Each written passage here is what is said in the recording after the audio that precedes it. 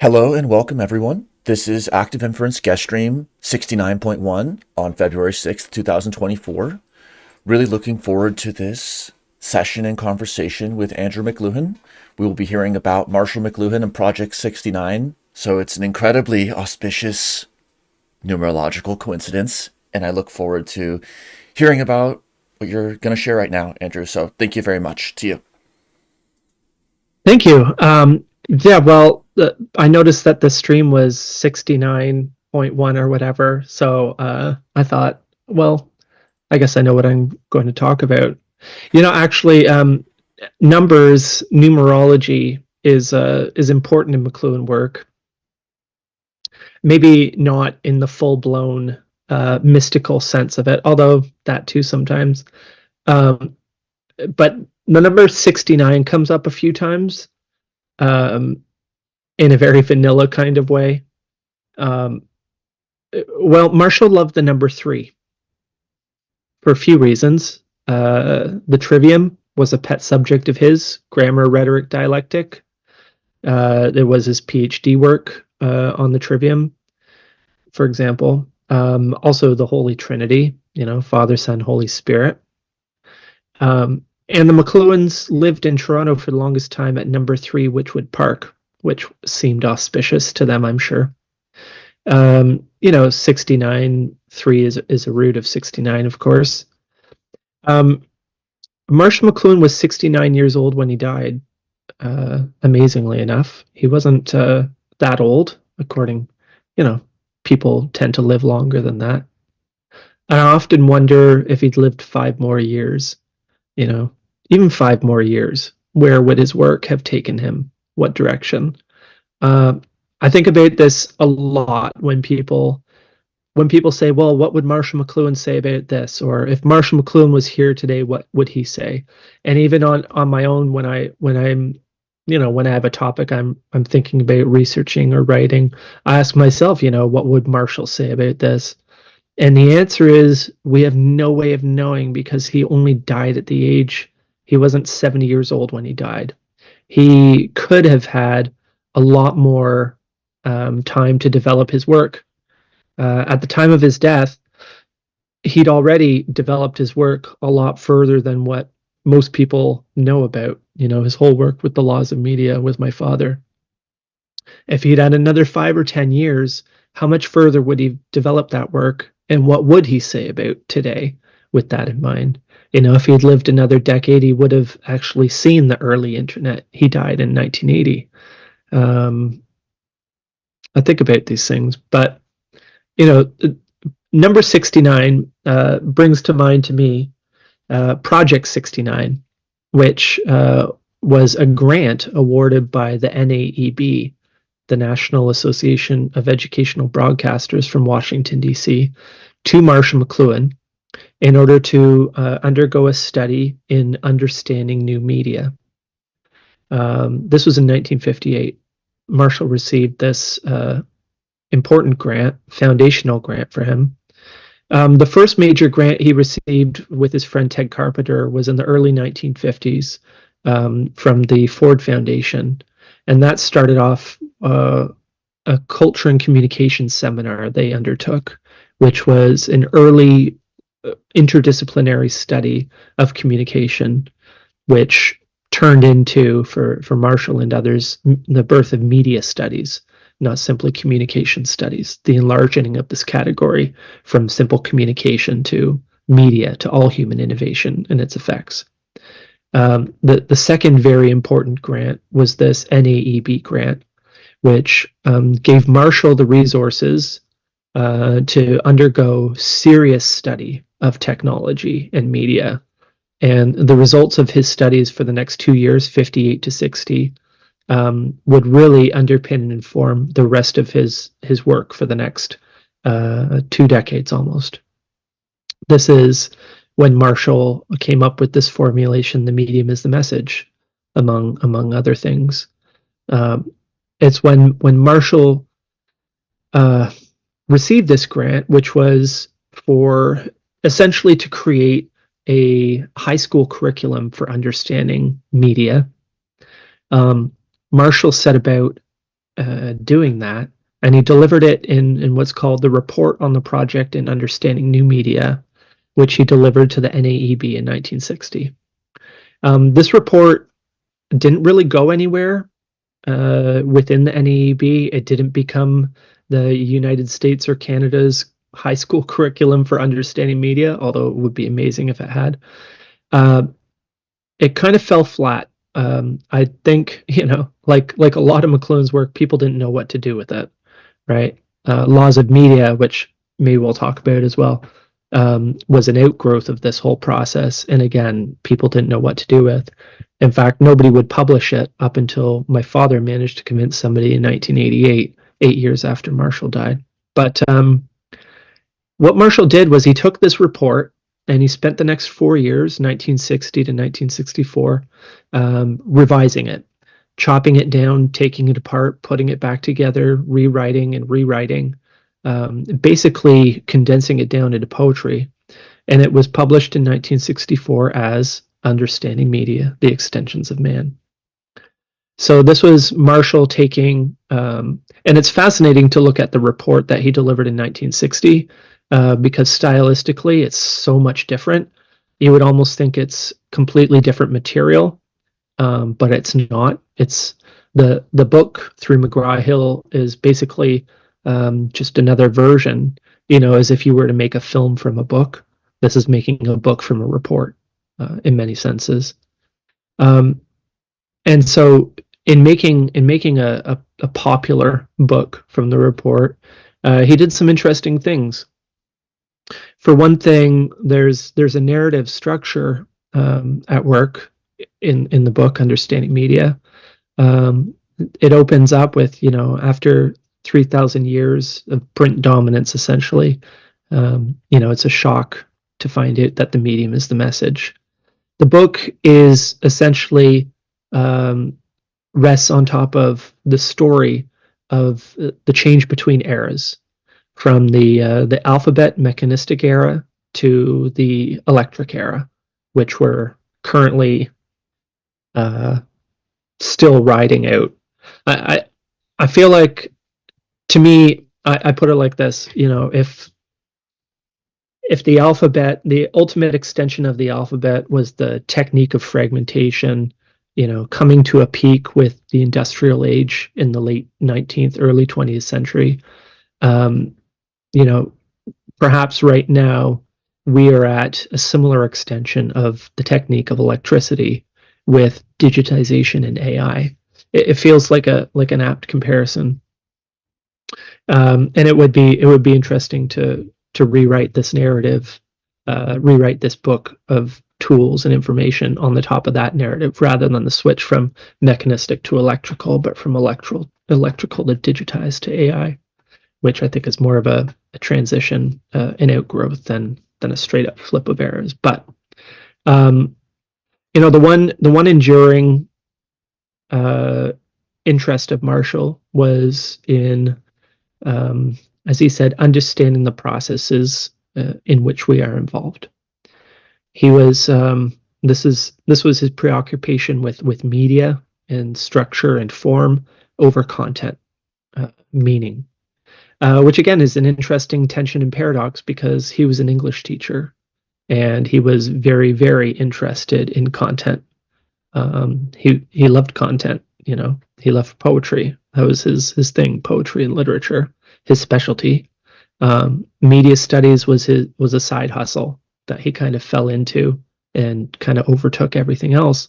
But his interests in both subjects were the same. He was interested in structure and effect. That was his interest in poetry and literature, which grew out of his work at Cambridge University, studying under people like Leavis, F.R. Leavis and I.A. Richards, who founded practical criticism. McLuhan work is essentially practical criticism applied to technology and culture over simply literature and poetry. So this was McLuhan's enduring interest: structure and effect, the effective structure and form, rather than simply meaning and effective content. That's more toward media literacy and propaganda studies, which again are important, but and they're related, obviously, but they're separate categories. And our interests tend to be more toward structure and form rather than content. Which isn't to say again that content is meaningless or ineffective, because obviously it is. But the main point of understanding media is that the main effects in reshaping people individually and people culturally and societally comes less from the content or uses to which technologies are put, and more from the structure of the technologies itself as they reshape us and reshape our environment, which then reshape us again and again. So that's my opening gambit, I guess.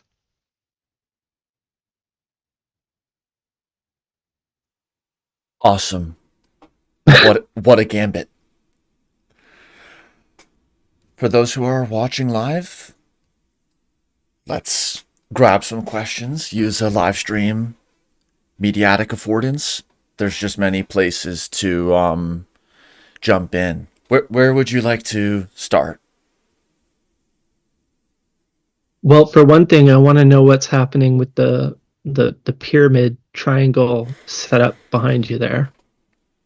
Good question. I use a lot of tetrahedra to symbolize Bucky Fuller's synergetics, and the different first principle, the different starting point in synergetics, as opposed to kind of the water we swim in today, is rather than starting with a three-dimensional XYZ cube, starting with a tetrahedron, four events, the minimum enclosed system, kind of comes up again in active inference with the fourfold particular partition.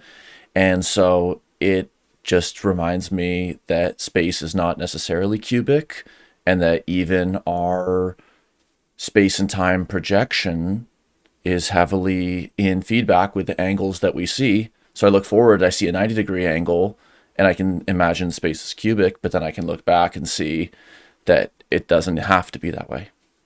Okay, can you back up a second and talk a little bit more about active inference and the fourfold what now?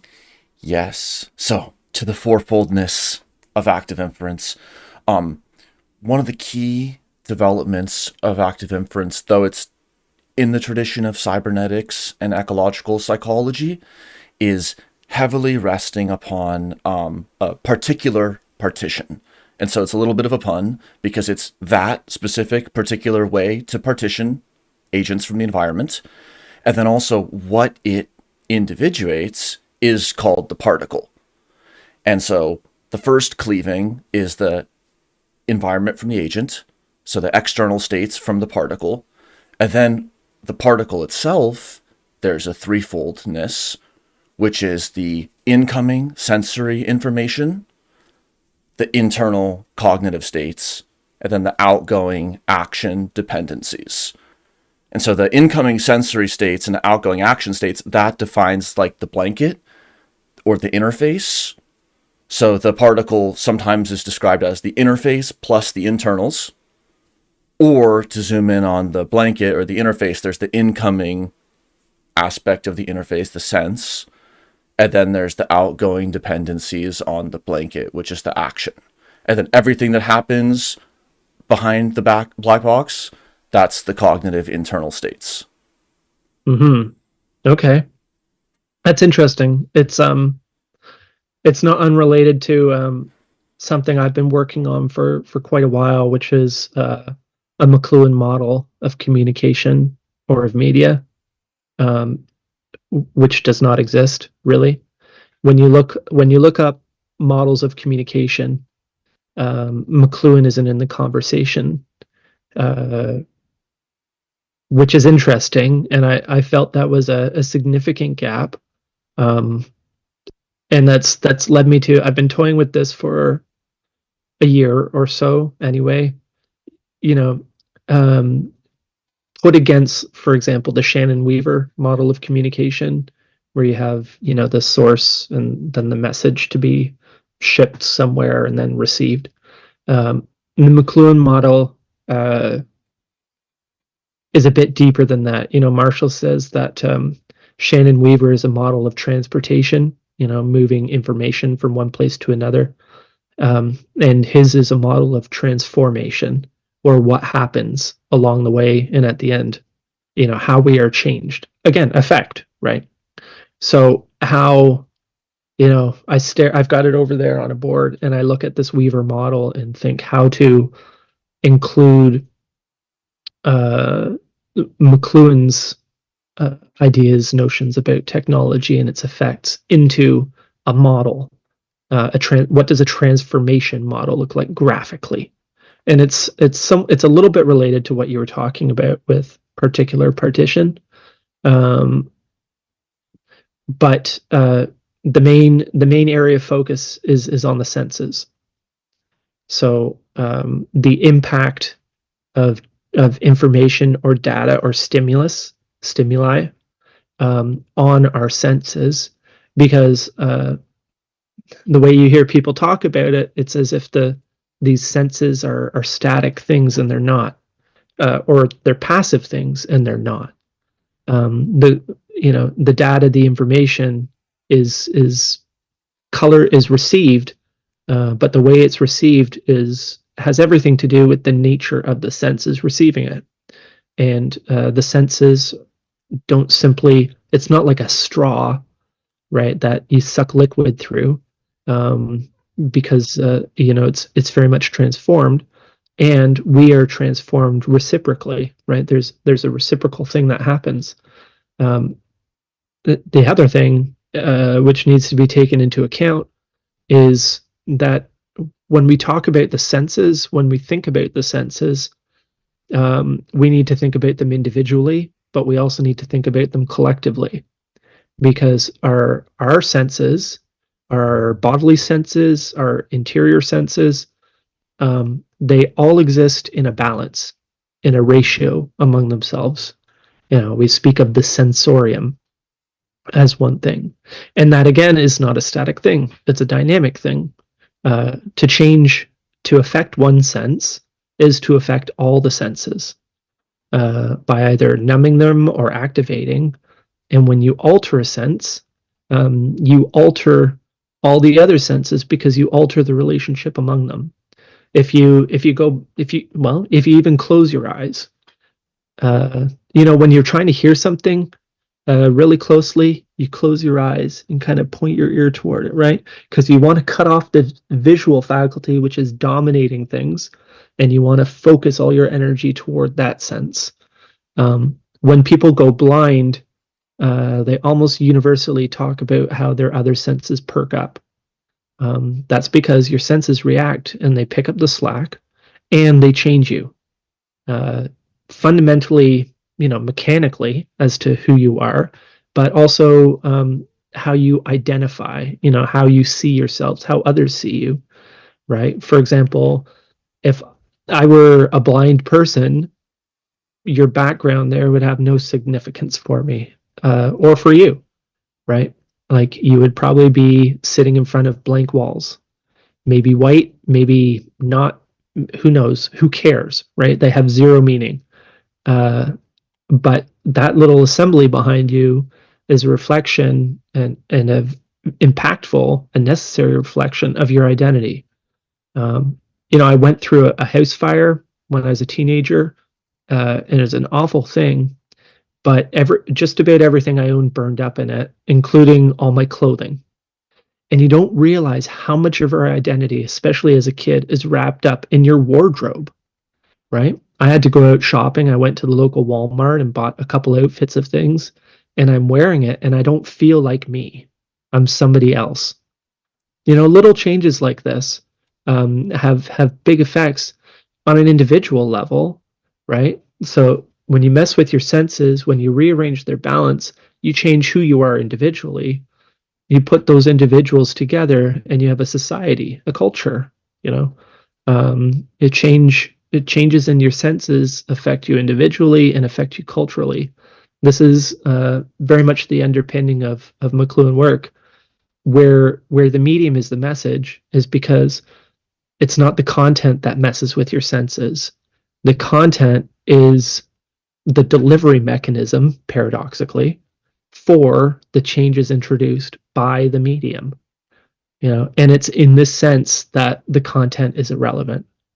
It doesn't really matter so much if we're talking about this or if we're talking about beehives or tetrahedrons or whatever else.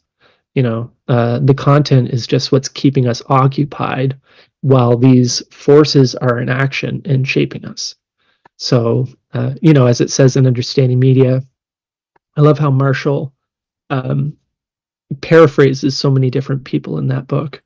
But T.S. Eliot, he paraphrased when he said that content is the juicy piece of meat used by the burglar to distract the watchdog of the mind. And that's what he's talking about. The content is what keeps us busy and unaware while this rearrangement is happening quite beneath our notice. As he said also, everybody experiences far more than they understand. Amazing. I'll make a few points and then ask some questions from live chat. So, sense also has a broad scope in active inference because sense is just used to cover all inbound dependencies. So that could include senses changing within a lifetime, differential accessibility, or just different ways of modeling inputs of systems. So sense is super broad on the incoming sense making side. Action is all outgoing dependencies, all the kinds of behaviors that emit from a system. So that's why the theory of the interface and conditioning on the interface and the boundary or the blanket, that's such a key move that allows the conditioning upon particularity. And then also, like, given that kind of multimodal sense, technology objects come in bundles. The smell and the mass and the look and the sound, they do all co-occur in the product and in the material reality of media. And then even if that weren't the case, like somehow, bizarrely, attention would still have its own dynamics. So much of the brunt of the receipt of information, rather than falling into this payload, content, deliverable, packet, envelope, like it's kind of this naive, like, well, the meaning is right there on the pages, right there in the book. And then it's like being like, well, yes, once you've zeroed out the fact that it's a letter, you can abstract the information and talk about it maybe in a more general or dematerialized or however it's seen. But the primacy, which is so glaring, is our sensory perception and active perception with the eye saccade, the blind spot, the low resolution vision in the periphery, these features that belie the generative nature of our experience, period. And we know that there's frequencies that we don't pick up, like radio, and then radio appears, and all of a sudden that changes our sensory environment. So this is a very fun exercise to see how many of these concordances, which were observed and intuited and worked after in the McLuhan tradition, how many of these, because they're grounded in like qualitative prima facie aspects of experience, Yep. their applicability is like higher than a computer science paper from 1975, which isn't to say that it wasn't super informative for moving the field forward to 1976, but then like the shelf life dropped and the older things that took longer in terms of the change to understand, they start to like punch way above their weight. And also it's cool to connect all the dots in conversation. Yeah, I mean, a large part of the reason why Marshall McLuhan's work remains vital and important in our time is because he examines media as a category and talks about media in general and not simply different media in particular. If all his work was just studying television, then, obviously it wouldn't have much to say about today. But this book, Understanding Media, for example, is, if you look at it, it's two parts. part 1 is 7 chapters, and part 2 is 26 chapters, coming again to new numbers and numerology, and not accidental. Marshall favored the trivium, but we have what classical education was modeled on the 7 liberal arts. So that's the trivium of writing, of grammar, dialectic, and rhetoric. And it's the quadrivium of astronomy, math, music, and I always forget one of them. Anyway, I think about part 1 of understanding media as McLuhan's 7 liberal arts, 7 liberal arts of media. Because what it is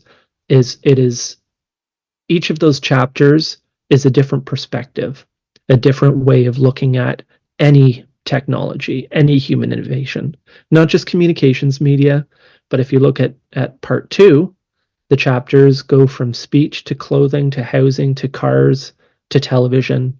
It's human innovation. It's not just communication.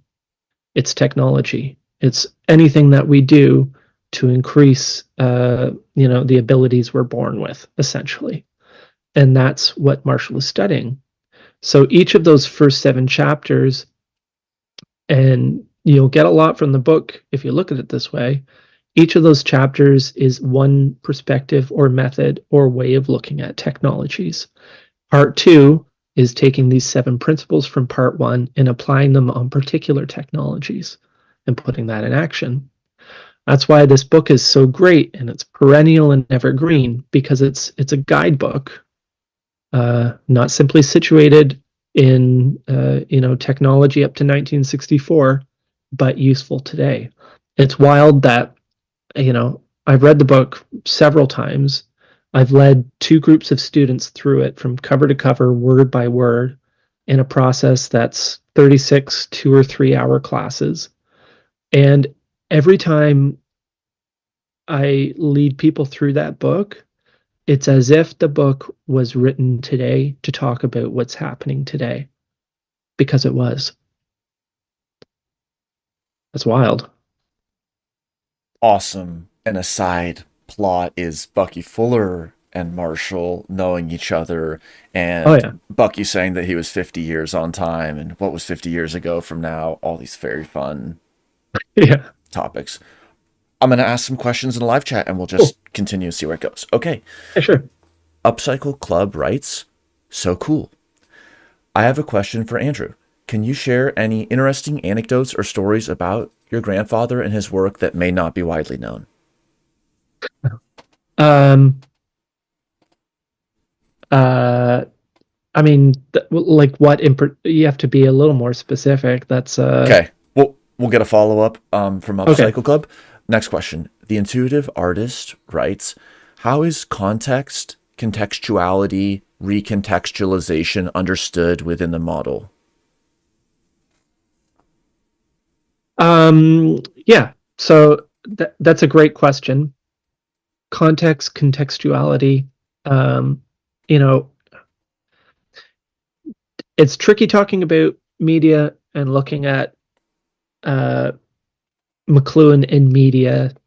Um, you know, it's a very good question to ask. Well, what does he mean by media, or what is it, a medium? It's tricky because like a lot of a lot of English, the English language and other languages, a single word can have several meanings, right?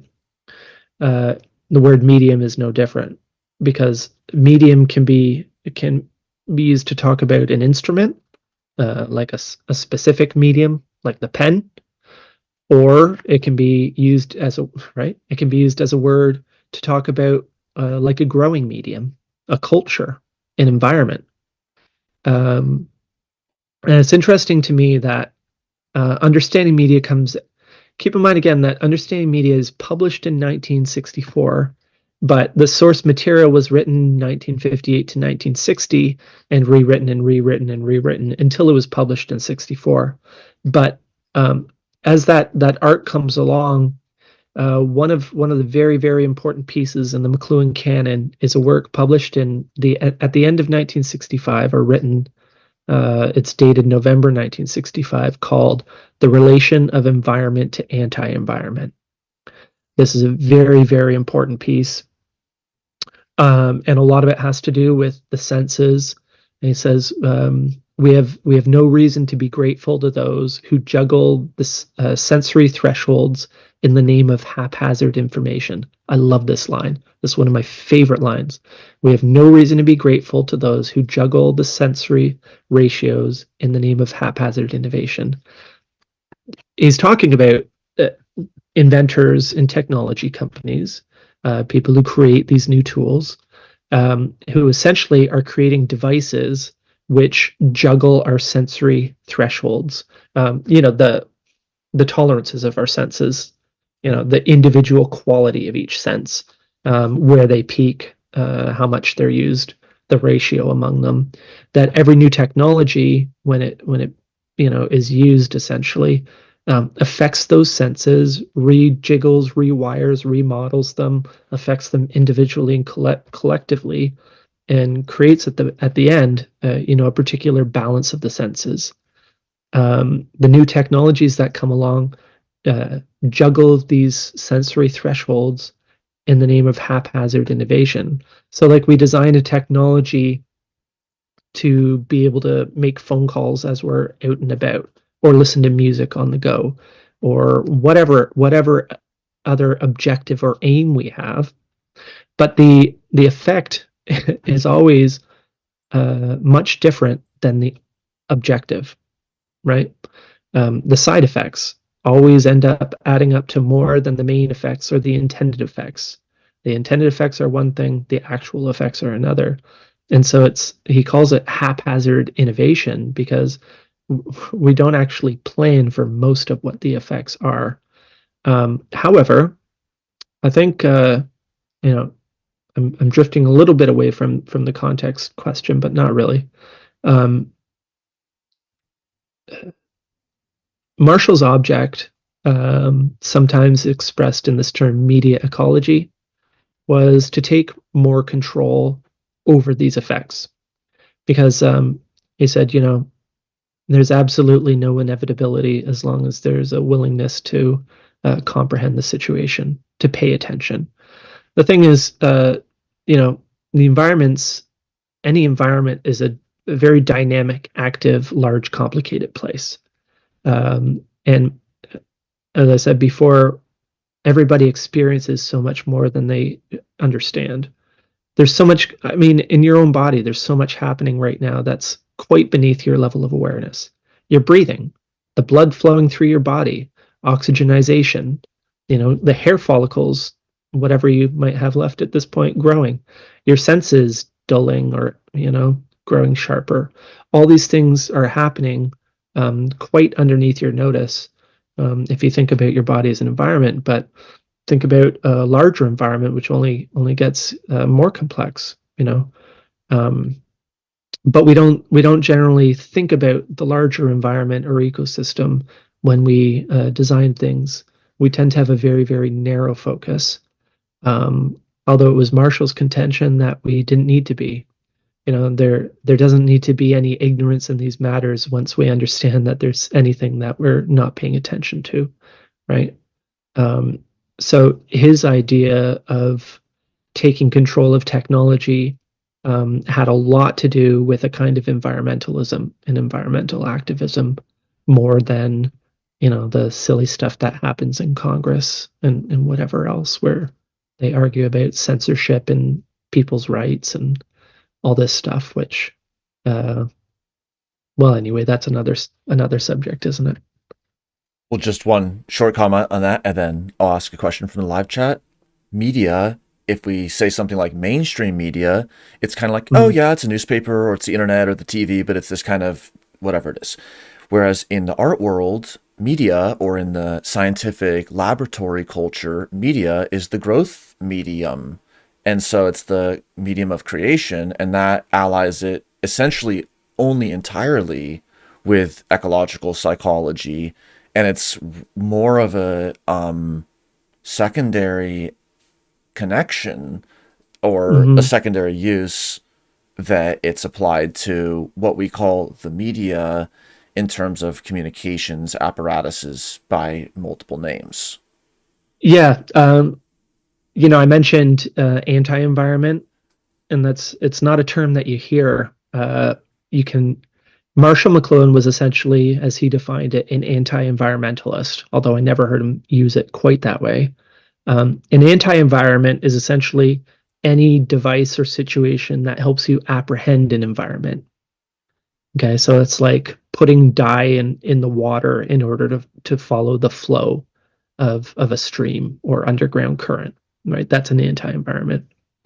Um, Marshall categorized artists as anti-environments, um, because they're people, or the court jester who's there to point out things that people are missing, as uncomfortable as they might be. And it's generally uncomfortable. This is actually, you know, people don't generally think about it this way, but Marshall McLuhan had an object.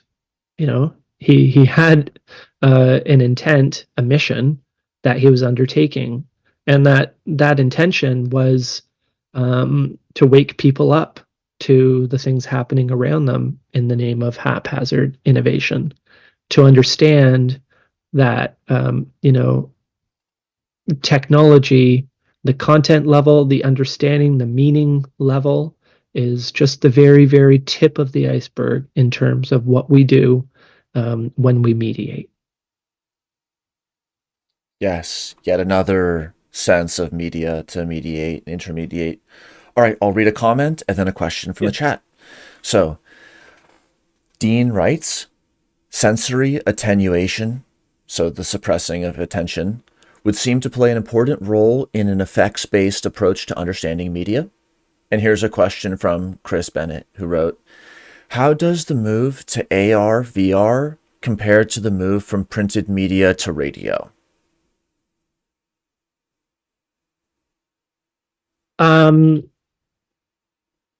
That's a good question. This term AR, augmented reality, makes me laugh a little bit because um, any technology augments reality. Alters. To alter our perception is to alter our reality. For all intents and purposes. But the move to say it again, the move from print to radio, and the move. The current move implied from to AR, VR, big if, Okay. compared to the move from printed media to radio. Yeah, well, it's interesting. Another one of the tools from understanding media, the second chapter, which confuses a lot of people, is media hot and cool. Hot and cool media, and these are relative terms. Uh, think about the temperature of the water. Is it hot? Is it cold? They're relative terms, right? Compared to one another. What's hot compared to one thing might be cold compared to another thing, right? Very relative terms. But the way Marshall used them for examining, if not understanding media or technology, is again, it comes down to the senses, and it's a bit of another equation which runs a little bit like this: that the more information, the quality of the information, that is how rich it is in intensity, coming at you, or complete or incomplete, has a proportionate response from you.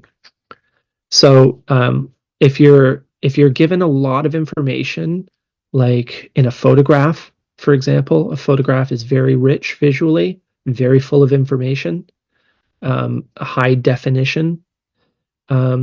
It doesn't require a lot from you to make sense, so to speak, right? To get something from it. A cartoon, in contrast, is very low in definition, very low in information compared to a photograph, for example. In a cartoon, you have, usually a very simple representation of something. and a narrative sequence that there's a lot happening between frames, that you kind of fill in. It requires a lot from you in order to make something of it, to complete. This is what Marshall's talking about when he talks about participation.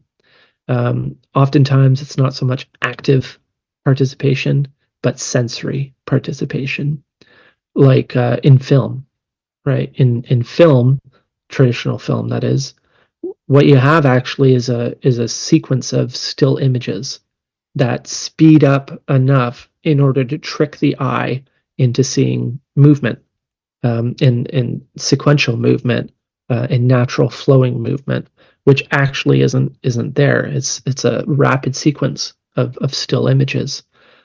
You're involved to a very deep extent in keeping up this illusion and making sense of the thing, making it work, versus video, which has a completely different character.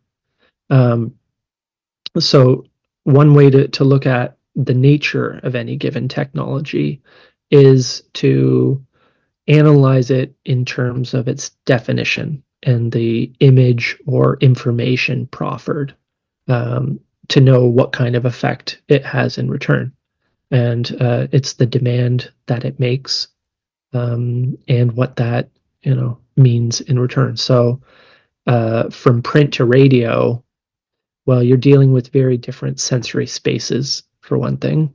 The print which involves the eye and occupies the eye, and radio, which involves is very much lower in information, obviously lower in visual information. It keeps your mind busy making pictures and stuff, in a different way than the visual does. AR and VR are very, very rich. If hot is high definition, these are very, very hot things. They don't leave much for you to do but sit and stare, right?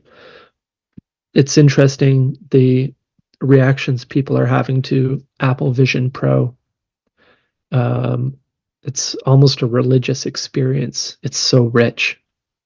It's interesting to me that the way that screens operate, with the light coming through.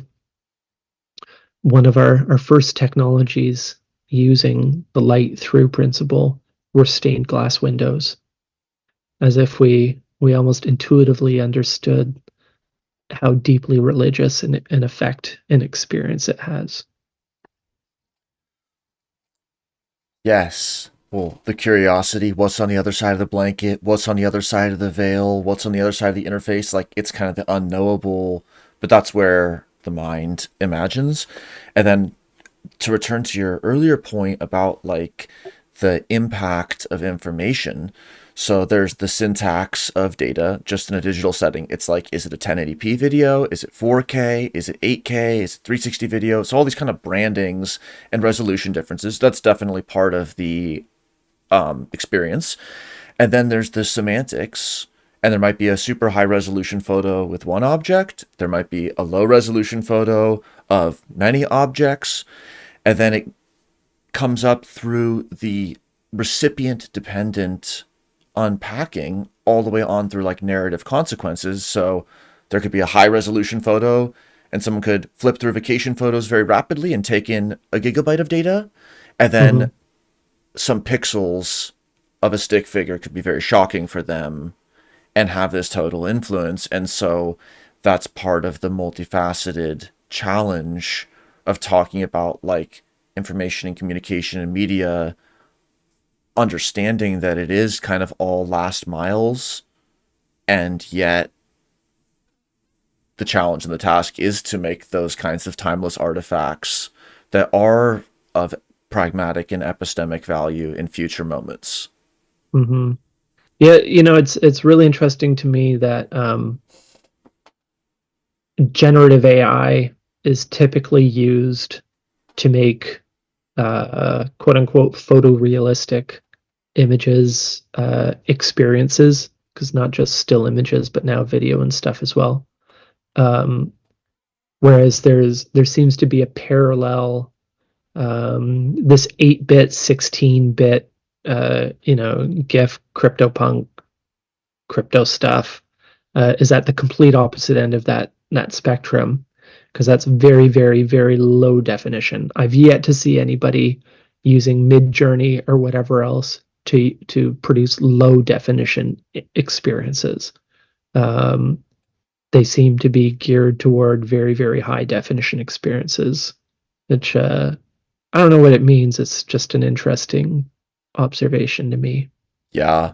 One interesting part with the writing and with the images is partially through training and so on people's approval, it generates hyper salient or hyper normative types of content relative to what it's trained upon. Of course, this is a topic we can go into, but it just always so overblown and intense, like a movie poster, and just, but always taken to like the nth degree rather than the kind of looking like it's from the 1990s, like very normal photorealism that has still more of a real flavor than the hyper normal and all of these kinds of things.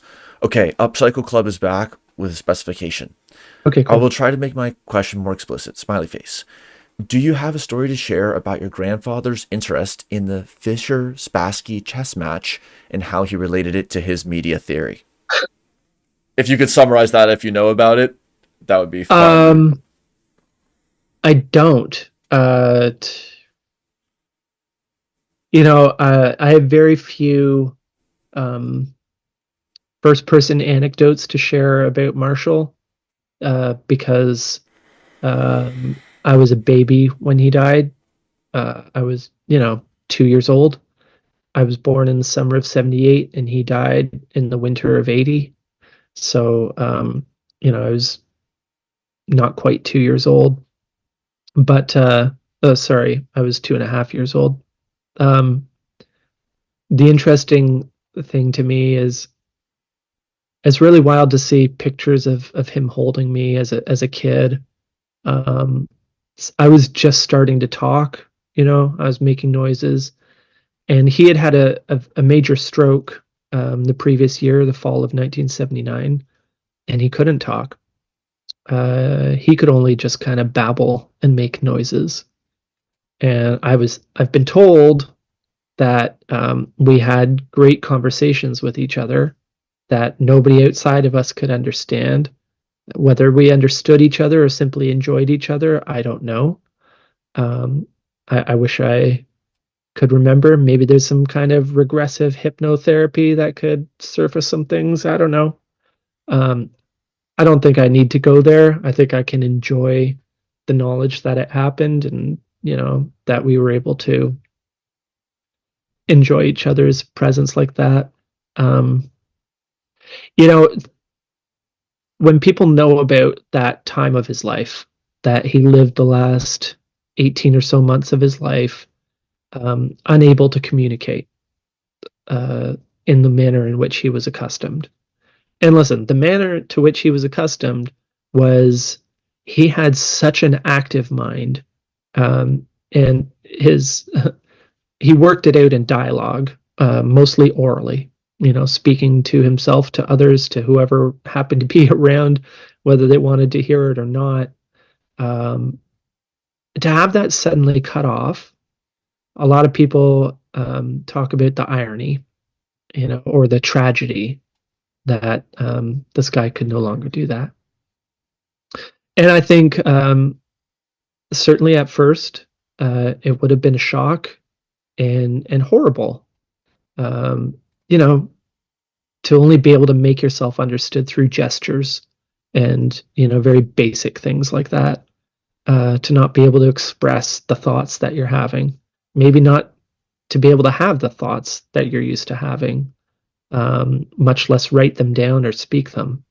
Uh, Certainly a kind of torture at times.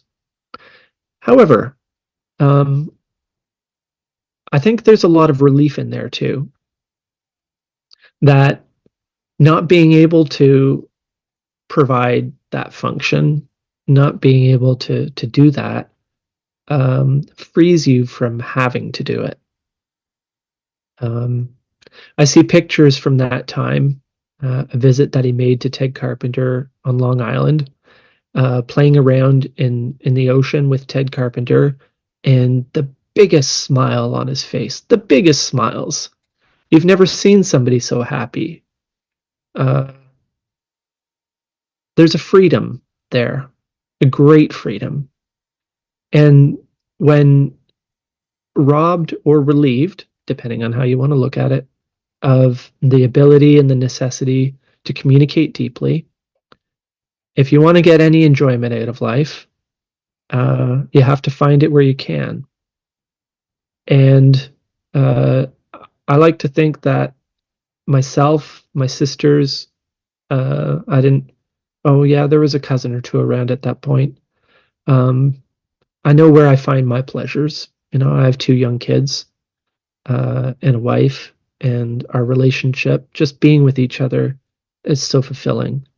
And I think for the first time, maybe in his life, certainly in a long time, he was able to enjoy the simpler things, communing with his family, communing with his God.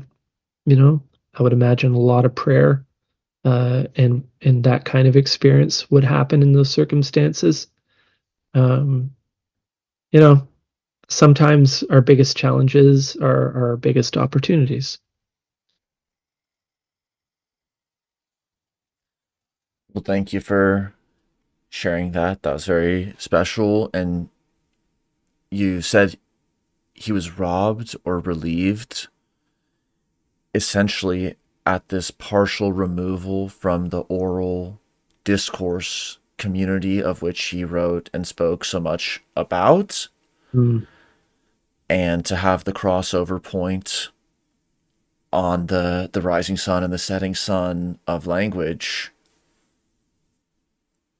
and and then even how much do those special events need to be dissected, or what does dissection do when the media ecosystem rolls forward and doesn't dissect the fermentation of the past. But thank you. And Upcycle Club says thank you as well. you're welcome, Upcycle Club. Where would you like to take it? Or what's a question or a thought? Or I can read something else from the live chat. Yeah, go ahead. What's the live chat got? Okay. Okay. Richard writes, McLuhan called the age of movable type as fragmented and the electronic age as global. But it seems the situation is the opposite. A small number of books were common to all literates, but electronic media is targeted to each consumer differently.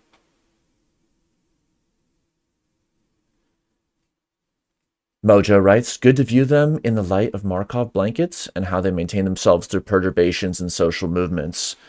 And this is something that, like, we've explored a lot in active inference and the social Okay. sciences is, well, what does a formalism do for the social? And how do we approach and tackle and address the social in all of its complexities? And what does going into that forest with this formalism or toolkit do? Is the Hmm. formalism or the toolkit in account? Oh, yeah, the social group, no worries, just generative model. And then what? Dust it off and walk away? So how do we see the formalism as the beginning of an investigation and inquiry, Hmm. rather than how it's sometimes positioned in like a disciplinary or learning environment, that the framework of the abstraction is the terminus of the inquiry, and bend the attention back to addressing specific systems. Hmm. I'm not familiar with, was Markov blanket? Yes, it's a topic in ActInf. It's on a Bayes graph when there's some variables that insulate other variables. So like earlier talking about the sense as the incoming dependencies and the action as the outgoing dependencies, another exactly equivalent way to say that is the external states only influence the internal states through sense, and the Hmm. internal states only influence the external states through action. Another way to say that is no telepathy, no telekinesis, just at a first pass. But there's an interface that is insulating the cognitive states, and the affective and the bodily is insulated off from just coarsely, let's just say, the video studio and what they're broadcasting. It's moving through a medium. Mm-hmm. And then there's the semantic unpacking. And if something was shown but you weren't paying attention to it, then it was as good as not there. Versus if something was seen that wasn't there in the mind of the broadcaster, that's kind of a non sequitur because that's what is happening. Yeah, interesting. Of course, again, there's that quote that we experience far much more than we understand. You don't have to understand anything about effects to register and be affected by things. Others. I wondered when Barry would show up. This cat.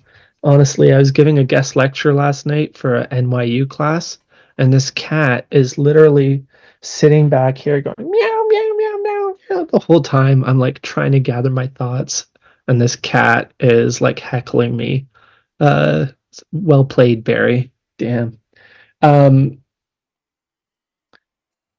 Yeah, again, environments and anti-environments, but there's this funny exchange. It's on the internet, of course, on YouTube. Buckminster Fuller, Marshall McLuhan, and W.H. Auden on a panel together, discussing debating television. And one of my favorite lines from that is, Auden is, a playwright guy. He's very anti-television, and is like, television. I wouldn't dream of having television. And Marshall says, well, you merely suffer the consequences without enjoying any of the benefits. And the point there is that you don't need to have a television. You don't need to watch television to be affected by the television as a medium, as something which is running our society. Same with smartphones. You might not have a smartphone, but you live in a society that runs on the smartphone. So it's interesting what Marshall is saying here, because he's almost saying, well, you might as well have it and get some benefit, some use, some enjoyment out of the thing if you're going to be affected by it anyway, right? But he's being kind of tongue-in-cheek about that. But still the point remains, and it's the nature of an environment is that there's little escape. We have only the crudest ways of maintaining an environment, a technological environment. One way is to do what some Amish or Hutterite communities do, which is they impose hard technological limits.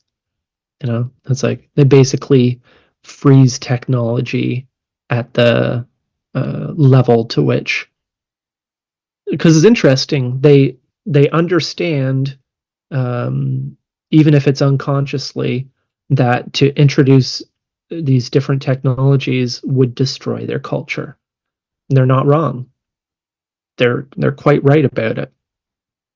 And the only thing we can do at this point is to protect our environment from it, right? Walling off a community. It's the crudest. It's crude but effective. A much more sophisticated way to do it would be, well, what is it about this technology that would interrupt what we value from our community, and then to design the technology accordingly. But that requires a really, really deep understanding of the instrument, and again, it really comes down to sensory things, because generally protectionist cultures like this are trying to protect specific parts of their culture. And that's a very, very difficult things to do in the face of change, isn't it, Barry? Yeah. But it is, it may be crude but effective. It's one thing, I've got two kids, as I mentioned. They're 6 and 8 years old, and well, they're just about to turn, 8 and 10 years old, which is crazy. But or sorry, 7 and 9. How old are my kids again? Jeez, time. What is time? But it's very difficult to be a parent today, especially when you understand, as I do, how important technology is in shaping who your kids are becoming as people. It's wild. I see, and again, parenting, I think, is the toughest gig. Do you have any kids, Daniel? Not yet. Okay. Parenting is the toughest gig, and I have so much respect from other parents because it's difficult. And I don't want to judge anybody and tell people that they're doing it right or wrong. It's context, situations are different, but I see. I also know too much. I understand what happens cognitively and sensorily when you're exposed to different technologies. I know that the society, the person brought up around literature, in the environment of literature, versus the person brought up in an environment absence of literature and rich in technology like screens, televisions, smartphones, etc., are tend to produce very different results. Your brain, your senses are wired in particular pathways that set you up for life. Which isn't to say they don't change, because they do. Our senses, our brains, these things are plastic. They're elastic to a certain extent, but they're set up in the first couple of years of life. So, Marshall at one point is in an Understanding Media, wonders out loud about people developing the habits of literacy after being raised on television, and wondering if this isn't not a great way to go around it, if the process should be perhaps reversed. The difficulty is the barrier to entry. So I see a kid in a baby carriage, right, isn't old enough to walk on their own without falling over, and the parent hands them a smartphone or a tablet, right, an iPad, whatever, and the kid pokes at it and is off to the races, can do a lot of things, versus drop this into a kid's lap, right, in the baby carriage, and what's it going to do? It's going to eat it, right? That's about all it can do, is chew on it. It takes years and years and years in order to open this and to make these pages, these letters, whatever, do anything for you. Not even any pictures, unless the kid's a fan of concrete poetry or something at the age of 1 or 2. It's not going to get very far. It's so these things versus each other, it's obvious which one is going to win, right? This is, and this sets up the kid in a certain way versus this. But I get it. Parenting is a tough gig, and God, I just want some peace and quiet sometimes myself. And it's easy to give a kid a device and they keep themselves happy for hours and hours and hours. In fact, the average American citizen between the ages of 8 and 18 now consumes 8.5 hours of screen time every day for non-educational purposes, is the statistic. So this doesn't count the screen time for school or for educational purposes. And that right there tells you so much about the lack of understanding on the part of government agencies. because they make a distinction between educational and non-educational, as if it's a distinction that makes a difference when it comes down to the sensory, neurological, psychological, sensory, cultural, identity effects of technologies. These things do not occur on the level of opinions, concepts, or content at all. And every time we get a new statistic that says something like that, it shows how little our understanding has come and how far we have to go if we're ever going to make any headway and take any control over our technological lives and the direction of culture. Which is an easy thing to say from this side of the screen. Thank you. That's very powerful, and it just makes me think about how the payload, content, the meaning is inside of the envelope perspective leads to these ideological distinctions and lines and shifting in the sand and all of this. But that's kind of like an adult literary discussion. Like, well, here's a quote where this word was used this way. But while that debate was happening or discussion or whatever, the baseball diamond and the sports field have been transformed with screens, such that basically no matter where in a downtown area, or like even in restaurants or on a train, even things that when I was younger were not seen. So where's the discussion around that?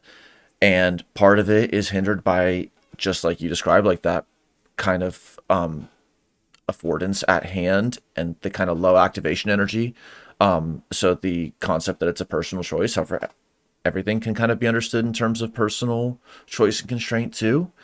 And just how that whole semantics discussion, like, is on a separate concept of media than what is happening moment to moment for like 8.5 or 18.5 hours per day with complete permanent consequences on everything. Yeah, it's wild. I understanding as I do these things, I try to spend as little time on the screen as I can, but it's still a lot of time. Whenever I'm able to, I read something off the page rather than the screen. I've got 6,000 books here, for example. And my ideal is to try and balance, right?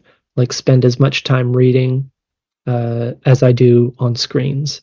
And it's impossible. It's a daily battle that I'm losing big time. Emails and correspondences and things like this. And, I'd much rather have this conversation in person. But this is the reality of things. And you know what? This reality of things also means I can do a lot that I wouldn't otherwise be able to do, because I'm talking to you here from a 19th century barn in rural southern Ontario. From here, because of my internet access, I'm able to lead courses on understanding media that have 20, 30 students from around the world joining me for a couple hours a week for 36 weeks, simply because of this fact, this circumstance, this medium, this environment of services and disservices. And for all the disservices, it makes things possible that would otherwise not be. Because if I were to hold this class here, I don't think I'd get a student. I don't think I'd get a single person come. Certainly not enough to make it make sense. And this is why I think about it. I think about it like New York City. New York City is my ideal, because anything is possible there with 8 million people at your doorstep. Essentially, you can open up a small shop that caters to Buckminster Fuller dome building kits or something, and probably make a living. Out of 8 million people, a community can coalesce, it can assemble, can find each other, can exist and support. The internet brings 8 billion people potentially to my barn. It means I can connect in the same way that New York City can, and try to make a modest living out of what I do. So as much as obviously that's the thing that makes technology work, is the affordance, is the things it makes possible, and we just have to deal with the fallout and with the things that it makes impossible, the things that it you know one environment sustains certain things and not others. um, we talk a big game about the senses and media ecology and being more intentional about design, but it is essentially theoretical, um, because I'm not building hardware or software or anything else, although I am talking to people who are. And that's who I'm trying to reach. People who are designing the technologies that are going to be creating the environments of tomorrow. Um, this, I think, our greatest area of opportunity. And it's actually why I remain very hopeful, because,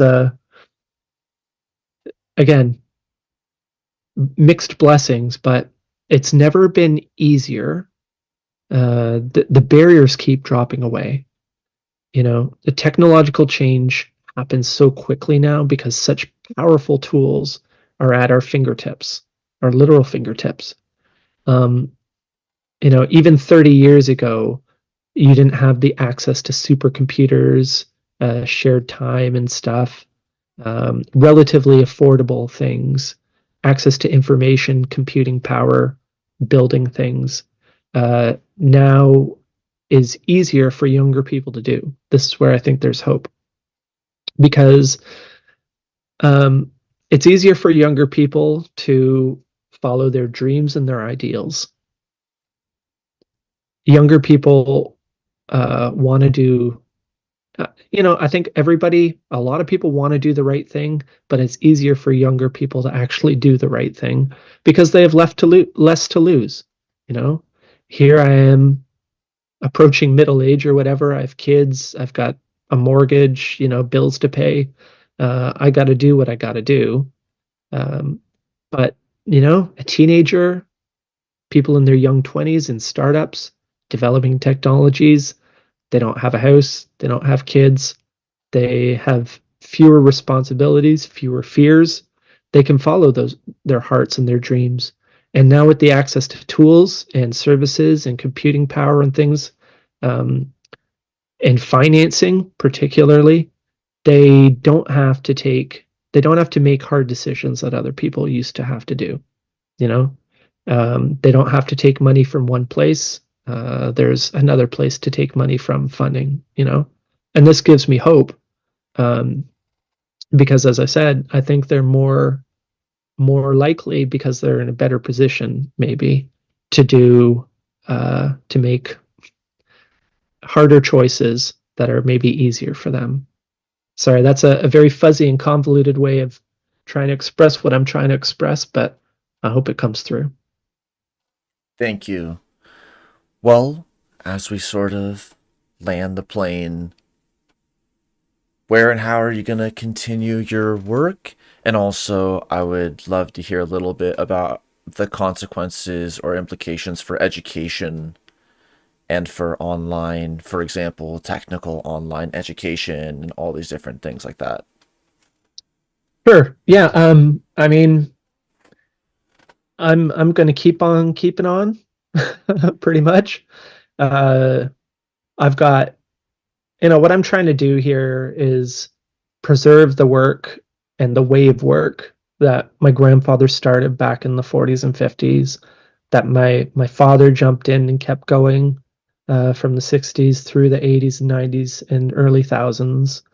Um, and I've been left with a lot of stuff, in physical form, and a lot of begun projects and half finished things. And my role, which I take on with absolute delight, is to preserve that and make it available for today and tomorrow. How I do that, I'm still figuring out. Uh, I'm independent. The McLuhan Institute is essentially me. It's not. It's not a registered business or anything else. I'm not affiliated with any business or other institution. I don't get any government or private funding really. I've got a Patreon page. Go ahead and join that if you want. I've got a Substack which you can subscribe to, the McLuhan newsletter. Um, I sell stuff through my bookshop and whatnot. And basically, the money that I make teaching, giving speeches, consulting, uh, you know, I pour back into here. Um, Ideally, I would spend less time doing the exterior stuff and more time in here doing the work that I think is more valuable and important, but means to an end, and it is what it is right now. The future, uh, I don't think people, for a long time, I don't think people have gone to school to really get an education, to learn important things. Going to school has more been about, because that's why universities were begun, is centralized knowledge to make it available for people. But as many people have pointed out, there's more information available outside the university than in it at this point.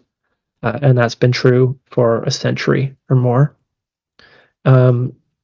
So going to school is more about socialization, networking, status, credentials, that kind of thing. When people want to learn things that they're passionate about, they go, and generally, I'm speaking very broadly, they have many other different ways to do it.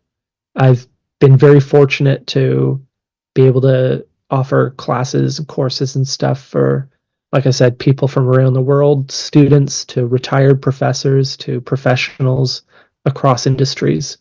And I think that is increasingly the future, is this self-directed learning. It's interesting that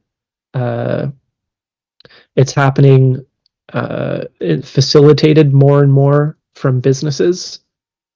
People are encouraged to continue learning, to build their skill set, to follow their interests, to develop and grow, because change happens so fast. You want people that are growing, not specialists and kind of dead people, right? We all need to keep growing and expanding, because this environment and the things within it keep growing and expanding. To stand still is to die, essentially. So I'm gonna keep on doing that, following my own nose and interests. Doing my best to translate and interpret and make available bridging generations as I can. And I'm really glad to have all you along with me and together for this ride. Amazing. I resonate with a lot of that. So thank you for the work, and to our colleague who introduced us, and to the live chat for many great topics and questions. And let's stay in touch, and maybe 69.2, and then, dare I say 69.3 when the time is right. Awesome. Hey, good to talk to you. Take care, everybody. Thank you, Andrew. Peace.